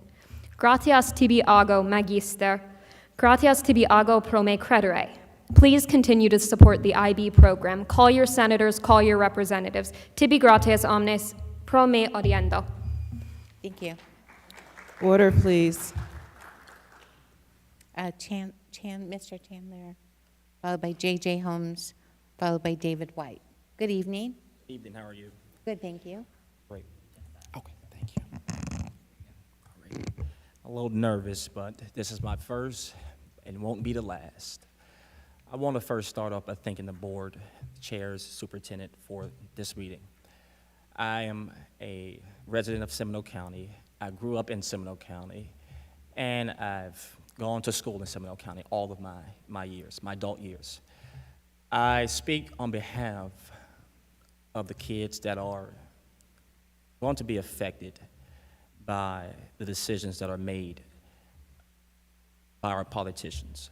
I want to speak from a perspective of being educated in the school system. Seminole County school system provided a safe haven for me to be able to escape the dangers of what we see every day and to be able to come out of our neighborhood to get an education, and it made a very difference to us. The lives that we impact and the people that are impacted by us, we never, ever begin to know. But I want to be able just to speak up for those at-risk children who look to school to just getting out of the hardships of just everyday life of what they see at home. If there's nothing else they think they can be, you can go to school and be told that there's a possibility that you can become anything. And in today's time, we have to continually to protect, making sure that our children know that they can be anything they want to be in this world. And I believe we all have children, regardless of party, regardless of anything. We all have the interest of wanting to do the very best for our children. So I believe that we all can come together in that breath of wanting to see the very best done with our children, and from that being able to try to do all that we can. So thank you all, and that's it for my time. Thank you. Thank you so much. Thank you. J.J. Holmes, followed by Order, David please. White, Order. followed by Steve Barnes.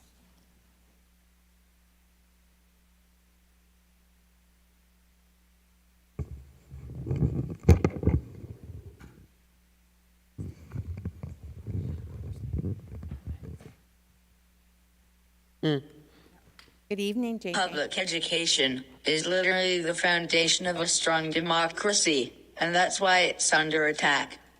Not because it's failing, but because it's powerful. Because people who are educated are way harder to fool, way harder to control, and way harder to silence. Which brings me to Elon Musk and education. Imagine how different things would be right now if Elon had some great teachers in his life. First off, Elon Musk clearly could benefit from a great woodworking teacher. Someone to explain that chainsaws are for cutting wood, not for swinging around, like a toddler, with a lightsaber. And a civics teacher could teach Elon campaign optics 101, and explain to him why wearing a slice of cheese on his head while endorsing a judge isn't exactly the cornerstone of effective persuasion. If there's one thing people like Laura Loomer and Donald J. Trump have taught us, it's that someone else's bad education can absolutely become your problem. We cannot stay silent. We must rise up and oppose the reckless cuts to the Department of Education and the dangerous slashing of funding happening right now in Tallahassee. Our students, our teachers, and our future depend on it. Thank you for listening. Thank Thank you, JJ. Order, please. Order.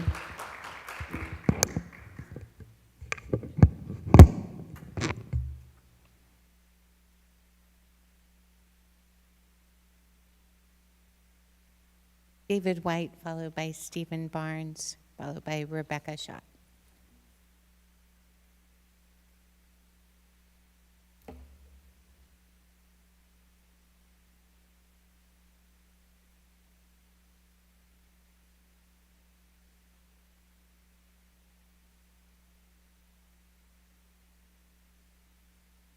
Good evening. Good evening. Tonight I speak not just as a father fighting for my child, but as someone who has watched this district work harder to silence parents than to solve the problems we're bringing to you. From the beginning, all I've asked for this district is to listen, not to me personally, but to the experts, the doctors, and the clear medical guidance given to ensure my son's safety at school. Instead of collaboration, what I have faced is obstruction. What my family has faced is stonewalling. What this community sees is a district more interested in defending flawed policies than in defending the children these policies impact. It is clear to me and to many families that this district does not want to hear uncomfortable truths. You do not want the public to hear about mistakes or see the real consequences of decisions made behind closed doors. But I am here to tell you, you cannot silence the truth. You cannot silence parents who are fighting for their children. And let me be clear, I am allowed to speak here in this public forum. It's protected by my First Amendment right. You may not like what I have to say. It may be uncomfortable, but it is my right to address this board in this setting on matters of deep public concern. Efforts to suppress my speech do not just violate public trust, they violate the law. No amount of procedural games or policy interpretations will stop me from speaking out, and I know I am not alone. There are many families across this country who have been let down, across this county, who have been let down, pushed aside, or told to just accept it. We will not accept it. Our children deserve better, and this community deserves transparency. So tonight I say this to each of you, the board members, the superintendent, and the attorney sitting before us. Either you start standing up and truly representing the constituents who elected you, or step aside. If you will not lead with integrity, then make room for those who will. This is not just about my family. It is about every family. Thank you. Thank you. Your time has expired. Thank you. Stephen Barnes, followed by Rebecca Schott, followed by Deanna Schott. Good evening. Good evening. Good evening, school board members, Chair Kraus and Superintendent Beeman. Thank you for being here tonight. My name is Steve Barnes. I live at 400 West Crystal Drive in Sanford. Thank you for your time, and thank you to all the members of the public who are here to support the Department of Education. Thank you for being here. We had more than 100 people attend the rally before this meeting to support the Department of Education, which is in danger. I'm speaking tonight as a parent, a taxpayer, and I'm one of the organizers of the rally, which brought together a broad nonpartisan coalition of organizations dedicated to public service and civil rights. These groups include the Seminole Education Association, the League of Women Voters, the NAACP of Seminole County, and the Seminole County PTA. Tonight we're asking that you publicly oppose cuts to the Department of Education, which protects the civil rights of students, provides funding for special education programs, research into best teaching practices, and manages financial aid for college students. As you know, the Trump administration has slashed funding for the department and is trying to dismantle it altogether. Eliminating the department, however, will require congressional approval. We ask that you pass a resolution opposing these cuts and elimination of the department and forward it to Congressman Corey Mills and Senators Rick Scott and Ashley Moody and ask that they vote no when this comes before them in Congress. We also invite you to write your own letters to these officials. I know it's uncomfortable to oppose those in power, but cuts to the department will hurt Seminole County students, and I hope you'll act quickly to help protect them. Representatives of our coalition stand ready to assist you in any way that we can. We thank you for your service to our community and to our students. Have a good night. Thank you. Thank you so much. Rebecca Schott, followed by Deanna Order, Schott, please. followed by Michelle DeSuze.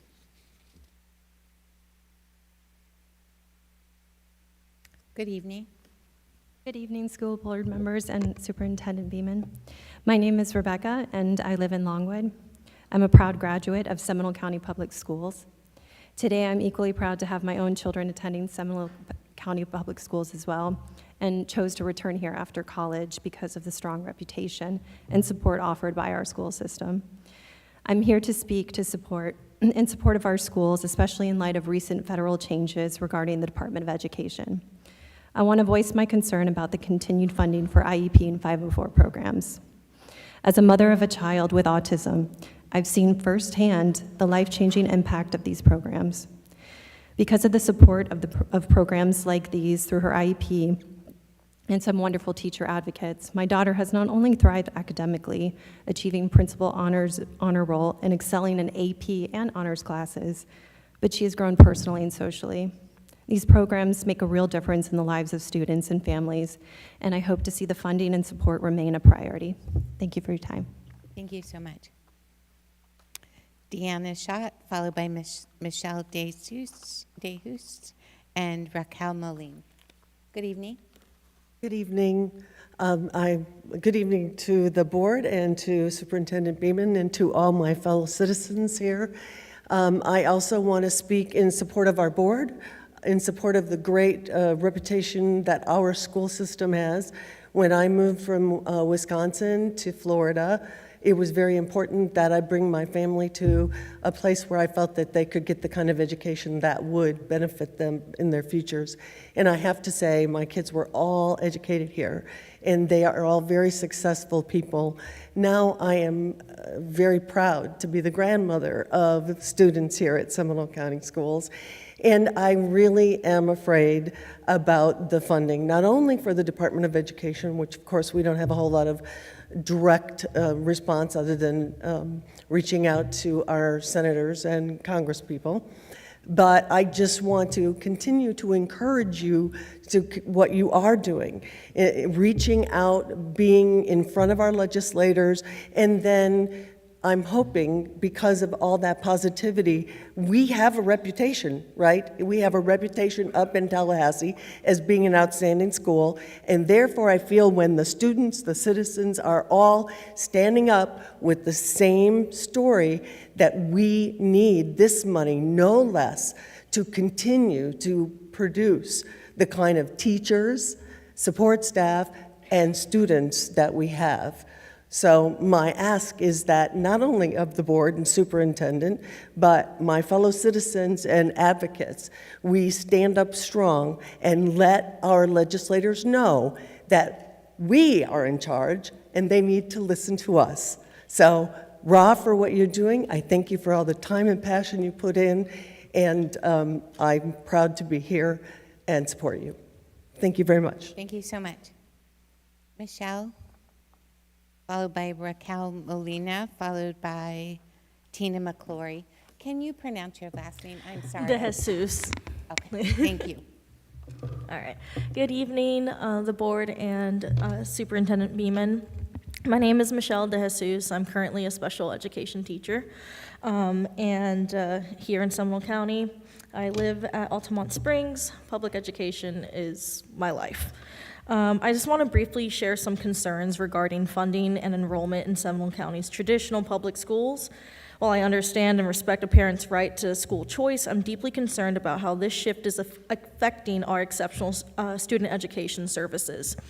As more families take advantage of private school vouchers, some of which restrict or limit ESE enrollment, we're seeing an increase in ESE student populations within our public schools. However, the resources and staffing support for ESE teachers and paraprofessionals have not been adjusted to reflect these changes. This growing imbalance raises a serious concern that our ESE students, some of our most vulnerable, may not receive the full support and services they are legally entitled and genuinely deserve. At the same time, with public school enrollment slightly declining and state funds being spread across an expanded voucher program, I worry that Seminole County Public Schools is being asked to do more with less, especially in terms of individualized support.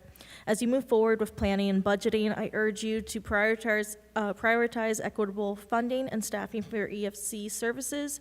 These students and their dedicated educators need our full commitment. Thank you for your continued work and for your service to our schools and community. I hope to see ongoing, genuine support for all educators and staff in this county. Thank you. Thank you so much. Raquel Molina, followed by Tina McClory, followed by Lawrence Steffi. Good evening. My name is Raquel Molina. Good evening. Stop abuse with special needs children. Please stop it. Too much abuse occurring in the system, and it's being covered up by you guys. Thank you. SCPS board members should not impede someone's right to speak truth about systemic matters such as bullying, disability discrimination, gaslighting, denial of faith, predetermination in IEP meetings, and retaliation against David White's family, and many others. SCPS board policy has an unconstitutional restriction of our First Amendment free speech right because Mr. White and others are only advocating for all students, including ESE students, still have the First Amendment right to speak to the board if the issue is a matter of public concern and not just a personal disagreement or personal complaint. Matters of retaliation, discrimination, abuse, and educational standards are matters of public concerns. If I'm wrong, please stop me and correct me. If parents are standing up for what is right while keeping it peacefully, why is SCPS so quick to raise a point of order during agenda and non-agenda public comment forum, like in March 11, 2025 board meeting? Why? You all allow parents to read excerpts from books that contain profanity and prostitution in the 9/19/2023 board meeting, but not even one board member raised a point of order and requested chair to enforce SCPS rules and regulation. Why? Rules for thee, but not for me? You all failed to follow so many laws, and including those that deny students with special needs a free, appropriate public education. Last but not least, thank you, Abby Sanchez, for accepting Mr. White's letter. Expired. Thank you. I Thank you. appreciate you, Abby Sanchez. Thank you for accepting the letter. Tina McClory, followed by Lawrence Steffi, followed by Katie Murphy. Good evening.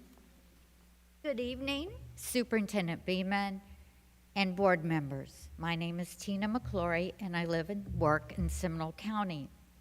I recently spoke to a representative and invited them down, my representative, to come visit our schools because in the 25 years of working at my school, I have yet to see a representative come to our school. I said, come on down. I'll show you some good things that are happening in our school. Let me take you to other places. Come on down. Come down. I have a board member that you know. Why don't you come visit us? And we'll show you the good things that are happening in public schools. And I said, it takes a village. Today, I stand before you to shine a light on a vital component to public education, educational support professionals. Our ESPs directly impact student success. They are the backbone of our education system, whether driving, monitoring a bus, cleaning schools, cooking healthy meals, supporting schools and students in libraries, classrooms, front offices, and clinics. Support staff members can also be found in the IDT department and various departments throughout the ESC building. As we celebrate public schools and public education, let us not overlook these unsung heroes who pour their hearts into their work every day. Together, we can continue to cultivate an A+ educational environment for all our students. We all need to celebrate and support public schools. Thank you. Your time has Thank you. expired. It takes a village. Thank you so much. Mr. Steffi, followed by Katie Murphy, followed by Jessica Tillman. Good evening. Hi. Thank you. Nice to be here. My name's Lawrence Steffi, and I live near Lake Howell High School. I'm here to talk about the swimming pool at Lake Howell High School, which I know is not one of the biggest issues that you folks are here to deal with. As you may know, the school was gifted the pool about 10 years ago by an anonymous donor. There have been repair issues at the pool which are now being addressed. However, I am concerned about the pool going forward. Why am I involved with this? I was a member of the Lake Howell SAC for 7 years until my youngest daughter, Michelle, graduated in 2008. She was a state qualified swimmer who had to practice at Lyman because at the time Lake Howell had no pool. Michelle swam for Trinity Swim Club. The coach there at the time was Rocco Aceto. Rocco is currently the vendor tasked with overseeing the Lake Howell pool. When Michelle was home this past Christmas, she bumped into Rocco at the Lake Howell pool, and he expressed concerns about the pool that Michelle brought home to me. That is how I became involved. After a meeting with a member of the Seminole County Schools administrators, including Lake Howell principal Michael Howard, we were able to make progress on most of the maintenance issues at the pool. But now it seems the administrators wish to be rid of Coach Rocco. For the past 2.5 years, Rocco has been attending the pool on a 7-day-a-week basis. It's a lot of work. Finding another with that level of dedication is going to be problematic. So I fear for the future of the pool when his contract is up in August. I may be back before the board for future more details, but I do appreciate your attention and any questions you might have. Thank you so much. Thank you. Katie Murphy, followed by Jessica Tillman, followed by TJ Bugos. Good evening. Good evening. Superintendent Beeman, Chairman Krause, Vice Chair Garrick, and members Dellinger and Sanchez, thank you so much for being superintendent and board members that Seminole County PTA is proud to have. Ones that we brag about when we go to meetings like the recent All Together Now or other PTA meetings. This is a board that we know is out and about in our schools and our community, that knows our community, the residents, the activities, the glows and the grows in our community, and that responsibly works to fix the issues that are brought forward. Thank you for helping to make the best better. Thank you for your expanded work with the PJI to improve our students' knowledge and skills and modeling better personal choices and building strong interpersonal relationships. Everything that you've done has been so helpful for our students. I went through and reviewed Ms. Beeman's primary areas of focus on the website, which have been mentioned by several people today, because those are the areas that are being put forward for cutting. Those are the areas almost identical to what the funding cuttings are looking at. Like Mr. Barnes talked about the group that was out front and mentioned that we had over 100 people out there from 5 different organizations to bring attention to the community, what's going on. So just know that as PTA members, we're going to continue advocating for the funding for those programs and supports that make Seminole County Public Schools the highest rated school and give our children the best opportunities when they graduate into the world. Thank you for what you're doing. Thank you. Jessica Tillman. Good evening. Good evening. My name is Jessica Tillman. First, I'd like to say, Ms. Sanchez, thank you very much for pointing out the prom during Passover. That's a really important topic for quite a few of our students. So thank you for pointing that out and making sure that gets corrected next year. I was actually disappointed to receive a picture this week of one of the walls in a middle school. Last year, the district removed over 150 inappropriate books, and these books, some of them are now painted on the walls of a middle school. So I don't see how you can remove a book for inappropriate ages and then have it painted on the wall at the same time. My real statement is, Ms. Dellinger, I listened to you at the last board meeting, and I completely agree with you that parents are in charge of the health and medical care for their children. Something as simple as providing Tylenol has to have parental consent. Our schools are not hospitals or medical facilities. Schools are schools. So I have put in a public records request to review all of the MOUs with the health department, and I would really like to remove the MOUs with the health department. I know that one of them is for providing the DTaP for the 7th graders, but there's no need for this to be on our campuses. They can go to the health department at any time and get these vaccines or any of these services. There are errors that happen. A couple of years ago, there was a 5th grader that her mom told her she wasn't supposed to watch the sex ed videos, and she told her teacher that, and her teacher still made her watch the videos. That was at Layer Elementary. We need to get back to educating our students, reading and writing. A few years ago, you discontinued the flu shot because of no interest in it. So please review the MOUs with the health department, and we are not hospitals or medical facilities. Thank you. Thank you. TJ Bugos. Good evening. Good evening, school board members, Superintendent Beeman. 45 years ago, almost to the day, in May 1980, the Department of Education opened its doors to support the most needy of our students. For millions of students in poverty, students with disabilities, and those working towards college or trade. When it is dismantled, the students of Seminole County Public School could lose access to vital support, free and reduced lunches, special services for individuals with disabilities and education through the Education Act, the Career and Technical Education, CTE. If it happens, the burden will fall directly on the state and local district. And if you have mentioned in this school board meeting tonight, the legislation moving through Tallahassee is already making plans to cut funds for programs that directly benefit our students. That means Seminole County Public Schools must step up, and fast. This isn't about politics. It's about making sure every child in our community has a fair shot. If federal support disappears, we can't afford to stand by while our most vulnerable students will fall through the cracks. If it was up to Seminole County to ensure these students still get the support needed to learn, grow, and succeed without making drastic concessions. Yes, we all want efficient systems and less bureaucracy, but we can't let that become an excuse to slash funding, weaken protections, or redirect public dollars into private vouchers and tax breaks for the wealthy. Our schools should reflect our values, and that means standing up for equity, opportunity, and strong public education for every student. Now is the time for Seminole County Public Schools to lead.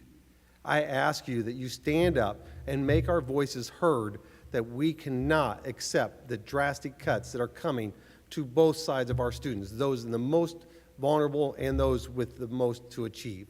We have to stand up. Thank you. Thank you very much. Order, please. That concludes the public comment section, non-agenda items. Board members, any final comments before we leave? No? Superintendent? None, Chair. I do have a request. Sorry. Okay. Thank you, Madam Chair, Board Member, Superintendent. I'd like to request a closed litigation session at the next board meeting, May 13th at 11:30 a.m. to receive advice from the board on a litigation, Parsons Ailing versus School Board of Seminole County and the Southern Owners Insurance Company, case number 2024-CA000113. Also present at the litigation executive session will be outside counsel Michael Beggy, as well as associate counsel and court reporter. Thank you. And you've placed a hold on our calendars for that date. Thank you very much. Thank you. Thank you. Now, final Nothing comments. further. Sorry. Okay. Nothing further, Chair. Thank you. Thank you all very much. Thank you for being here and supporting public ed. Meeting stands adjourned.